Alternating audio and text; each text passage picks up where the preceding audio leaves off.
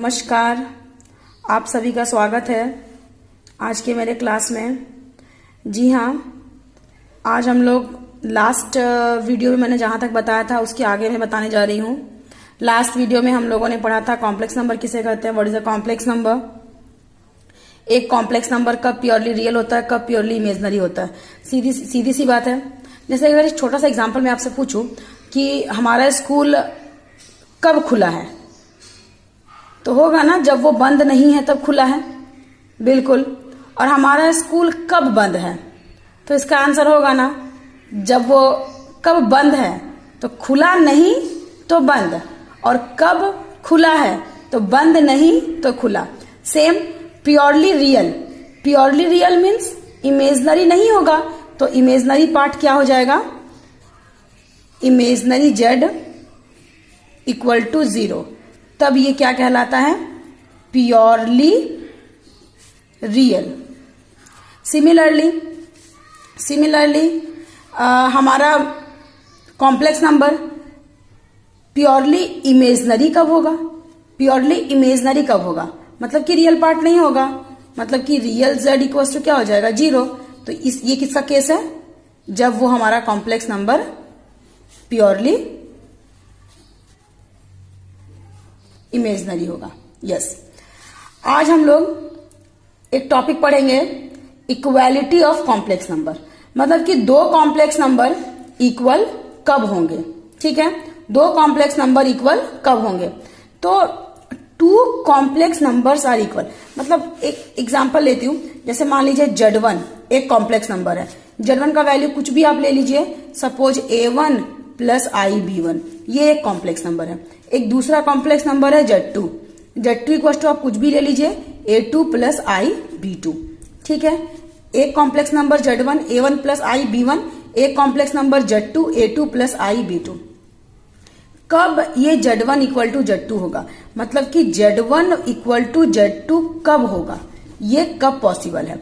तो Z1 equal to Z2, इसका मतलब क्या, Z1 का वैल्यू आप लिखिए A1 plus IB1 equal to Z2 का वैल्यू आप लिखिए A2 plus IB2।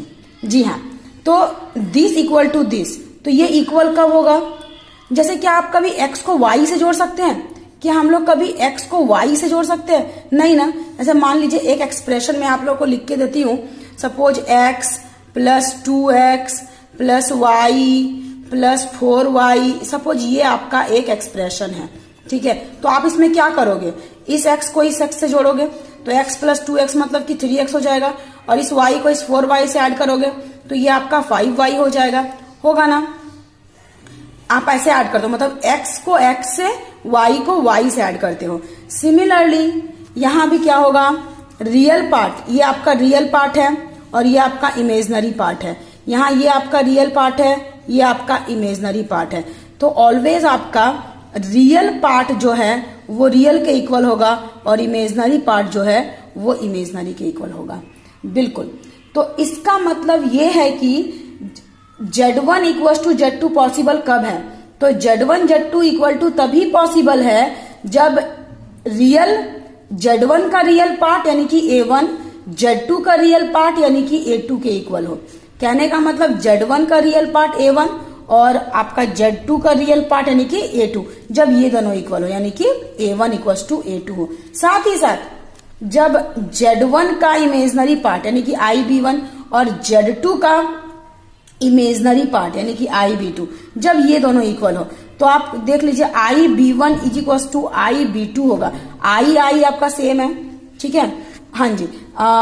IB1 equal to Z1 का इमेजनरी पार्ट IB1 और Z2 का इमेजनरी पार्ट IB2, तो ये दोनों इक्वल है। ये दोनों इक्वल का मतलब क्या है, तो ये दोनों इक्वल है, तो I आपका कैंसिल हो जाएगा, तो B1 इक्वल टू B2।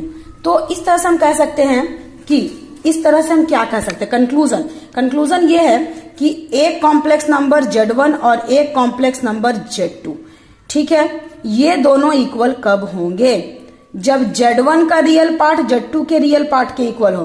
तो Z1 का रियल पार्ट क्या है, A1, और Z2 का रियल पार्ट क्या है, A2। तो ये तभी पॉसिबल है इफ एंड और ओनली इफ Z1 और Z2 तभी पॉसिबल है, इक्वल है, अगर Z1 का रियल पार्ट Z2 के रियल पार्ट के इक्वल है, साथ ही साथ Z1 का इमेजनरी पार्ट इक्वल है Z2 के इमेजनरी पार्ट से। ठीक है, तो ये तब पॉसिबल है। हम एक क्वेश्चन से इसको समझते हैं, एक हम छोटा सा एग्जांपल लेते हैं और इसको समझते हैं कि find x and y if Z1 and Z2 are equal and Z1 is equals to कुछ भी ले लीजिए, suppose x plus i y, and Z2 equals to आप कुछ भी ले लीजिए 2 माइनस 5i। देखिए आपको x और y निकालना है, x और y निकालना है। अगर Z1 और Z2 हमारा क्या है, इक्वल है, और Z1 का वैल्यू ये है और Z2 का वैल्यू ये है। ठीक है, Z1 Z2 का वैल्यू गिवन है, so we have solution, we have हमारे पास है, हमारे पास क्या है, तो हमारे पास Z1 is equals to x plus i y है और Z2 equals to 2 minus 5i है। तो Z1 और Z2 तभी इक्वल है, Z1 equal to Z2, if and only if हम जानते हैं कंडीशन, ये तभी इक्वल हो सकता है कब, जब Z1 का रियल पार्ट यानी कि Z1 का रियल पार्ट यानी कि x इक्वल होगा, किसके इक्वल होगा, Z2 के रियल पार्ट से। तो Z2 का रियल पार्ट क्या है, 2।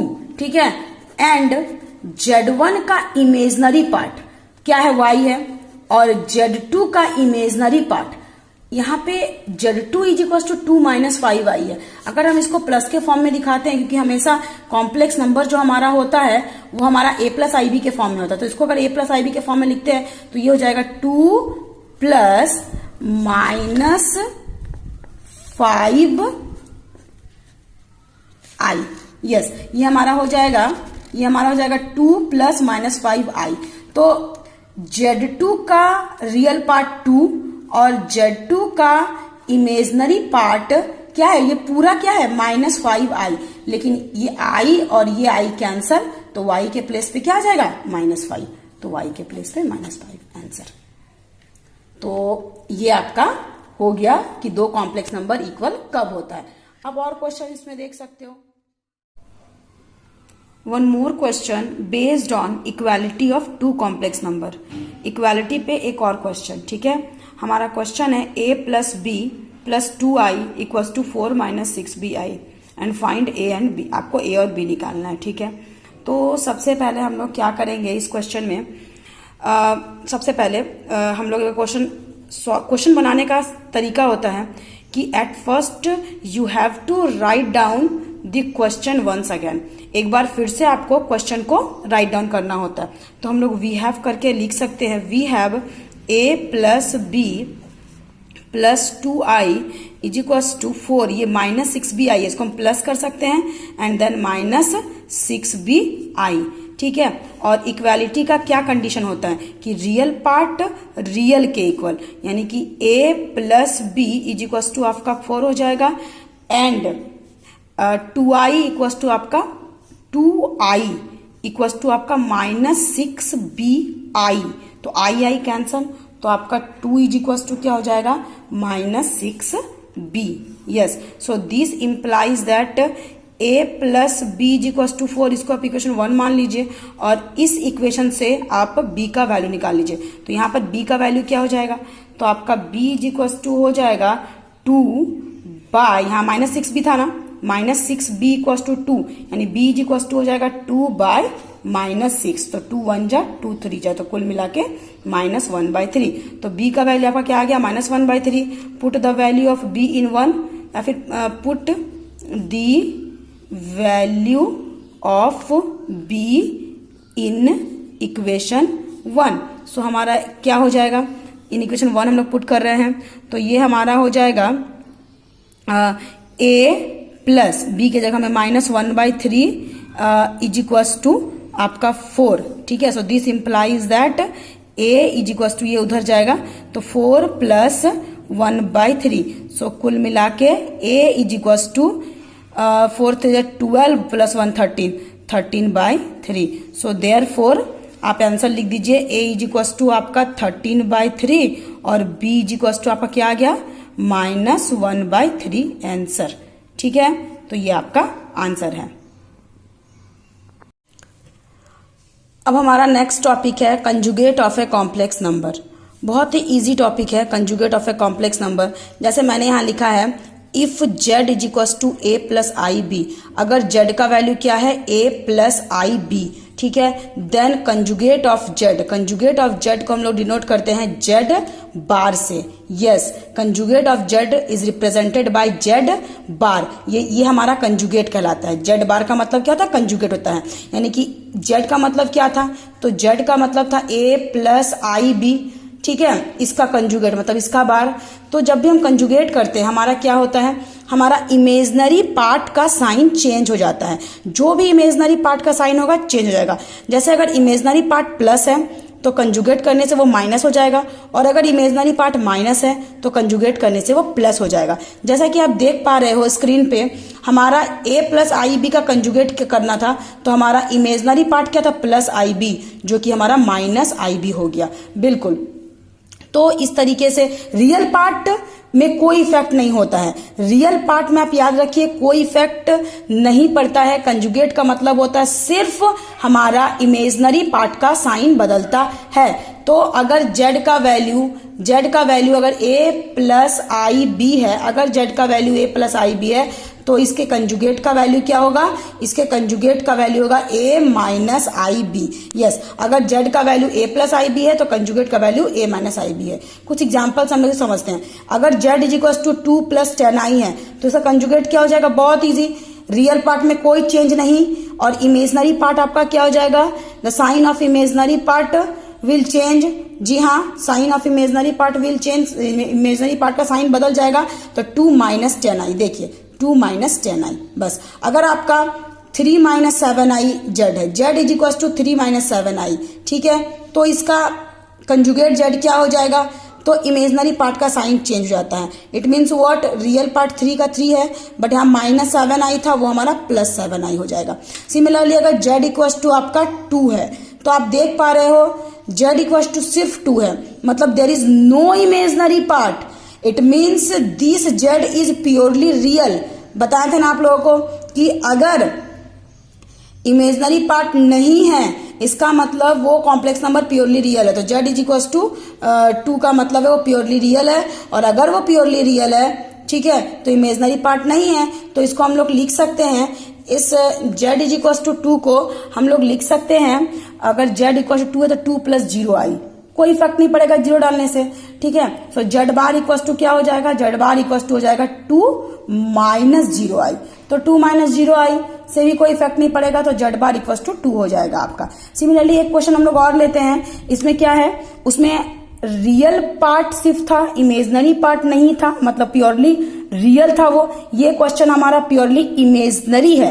वाई प्योरली इमेजनरी, क्योंकि यहाँ रियल पार्ट 0 है। Yes, so z is equal to 13i find conjugate z bar का मतलब क्या होता है, conjugate z। Yes, so z bar equal to क्या हो जाएगा, प्लस 13i है, तो इसका क्या हो जाएगा, रियल पार्ट का तो कोई इफेक्ट पड़ता ही नहीं है, तो यहाँ आपका हो जाएगा माइनस 13i। इसका मतलब मैंने नोट पर लिख दिया है, sign of imaginary part changes but there will be no effect on real part. Next topic हमारा modulus of a complex number. ठीक है, आप देख पा रहे हो modulus of a complex number. Yes, modulus of a complex number. Modulus of a complex number क्या होता है, चलिए बहुत ही इजी टॉपिक है ये भी एक।